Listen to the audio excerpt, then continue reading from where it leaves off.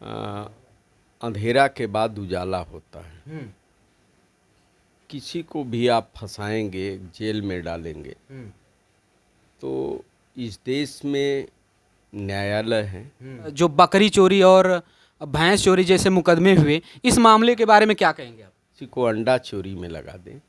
इतने बड़े नेता जो खुद यूनिवर्सिटी का संचालन करता हूँ, लोकतंत्र की परिभाषा मत बदलिए, मेरा यही निवेदन। ये भी कह रहे हैं कि ये खुशी ज़्यादा दिन के लिए नहीं है, आजम खां अब बीएसपी ज्वाइन करेंगे, ऐसा कुछ होने वाला है क्या? इनसे ब्रिजेश पाठक जी से पूछे कुछ पत्रकार की आजम खां की रिहाई पर कि क्या कहेंगे, तो उन्होंने कहा कि हम लोग अमीर गरीब अपना पराया नहीं देखते हैं, सबके लिए निष्पक्ष शासन मुहैया कराते हैं। नमस्कार, मेरा नाम है लवकुश और आप देख रहे हैं प्राइम स्टेट। मैं अभी गाजीपुर में हूं और हमारे साथ हैं गाजीपुर सदर से समाजवादी विधायक जय किशन साहू जी। हम इनसे बात करेंगे और जानेंगे कि यूपी में जो समाजवादी पार्टी के दिग्गज नेता आजम खां की रिहाई हुई है उसके बारे में बात करेंगे। नमस्कार विधायक जी। धन्यवाद, आपके प्राइम न्यूज चैनल को बहुत बहुत बधाई और देखने वालों मित्रों को भी हृदय से बधाई देता हूँ। कह रहे विधायक जी कि जो आजम खां की 23 महीने बाद रिहाई हुई कल, इस पर क्या कहेंगे? नहीं, एक बात तो है ही है, अंधेरा के बाद उजाला होता है। किसी को भी आप फंसाएंगे, जेल में डालेंगे, तो इस देश में न्यायालय है। न्यायालय के तहत समाजवादी पार्टी के फाउंडर मेंबर और पूर्व कैबिनेट मंत्री, नेता प्रतिपक्ष और सांसद आदरणीय आजम खां जी का कल रिहाई हुआ। मैं बहुत ही प्रसन्न हूँ। आजम खां की इस जो बकरी चोरी और भैंस चोरी जैसे मुकदमे हुए, इस मामले के बारे में क्या कहेंगे आप? नहीं, यह पुलिस है। हाँ। माननीय मुख्यमंत्री जी की पुलिस है। अब किसी को बकरी चोरी में लगा दे, किसी को अंडा चोरी में लगा दे। इतने बड़े नेता जो खुद यूनिवर्सिटी का संचालन करता हूँ और उस पर बकरी चोरी का आरोप, भैंस चोरी का आरोप, उस पर बकरी चोरी और भैंस, यह एकदम टोटल निराधार है। ऐसा नहीं होना चाहिए। लोकतंत्र की परिभाषा मत बदलिए, मेरा यही निवेदन है। लोकतंत्र जो एक छवि, स्वच्छ नाम है लोकतंत्र। जब कोई बात फंसता है तो व्यक्ति कहता है कि भाई इस देश में लोकतंत्र है ना, तो उसके तहत ऐसी घटना निंदनीय है। ऐसा नहीं करना चाहिए। क्या आजम खां के रिहाई के बाद उत्तर प्रदेश में समाजवादी लोगों के का जोश बढ़ा है, लेकिन साथ साथ कुछ लोग ये भी कह रहे हैं कि ये खुशी ज़्यादा दिन के लिए नहीं है, आने वाले 2027 चुनाव में के दौरान फिर से हो सकता है कि उनको जेल के सलाखों के बीच भेज दिया जाए, पीछे भेज दिया जाए। तो क्यों आपने छोड़ा? कल ही उनको रोक देना चाहिए। वो तो कभी एनी टाइम एनी डे जब चाहें तब शासन प्रशासन किसी को भी झुका सकता है, लेकिन झुकने वाला झुक जाएगा, लेकिन जिगर का आदमी नहीं झुकता है। वह सह लेगा अत्याचार, अन्याय।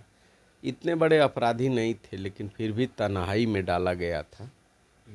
ठीक है, मर्जी सत्ता शासन की। कुछ लोग कह भी रहे हैं कि आजम खां अब बीएसपी ज्वाइन करेंगे, ऐसा कुछ होने वाला है क्या? मैंने स्पष्ट कहा कि मैं समाजवादी पार्टी का बहुत सहयोग रहा है।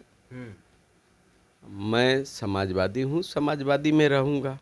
और जो बोल रहा है वो बोलने दीजिए। तो अब उसके बारे में कौन सी सफाई हम लोग दे सकते हैं? हाँ, खुद शिवपाल यादव गए थे उनको वो लेने के लिए। हाँ हाँ, पूरा सम्मान है भाई। समाजवादी पार्टी के फाउंडर मेंबर हैं आदरणीय शिवपाल जी, आदरणीय राष्ट्रीय अध्यक्ष जी से अच्छे संबंध हैं।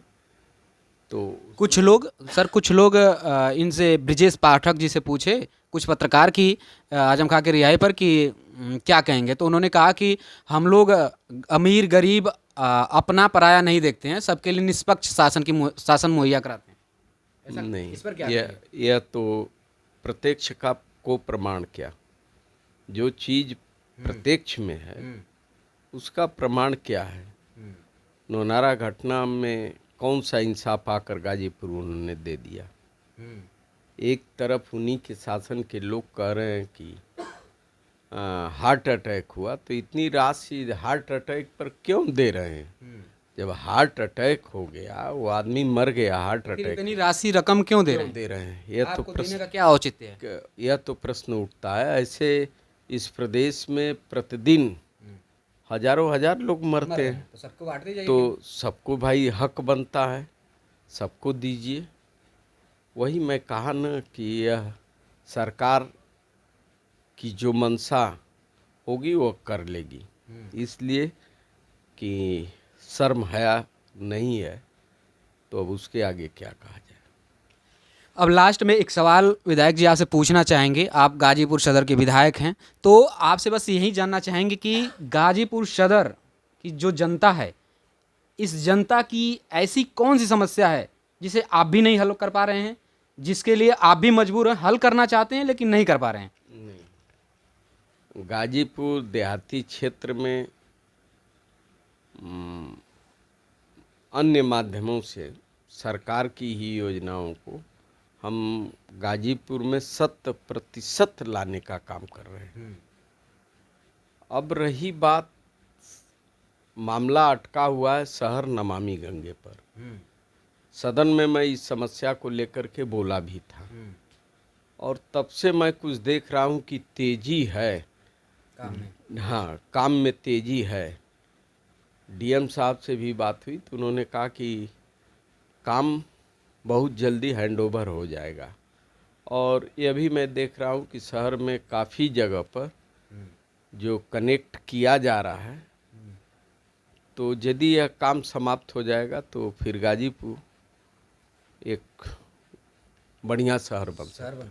जी, बाकी अभी देख रहे थे सदर विधायक जय किशन साहू जी को। बाकी फिर मिलते हैं किसी और वीडियो में, तब तक के लिए नमस्कार, जय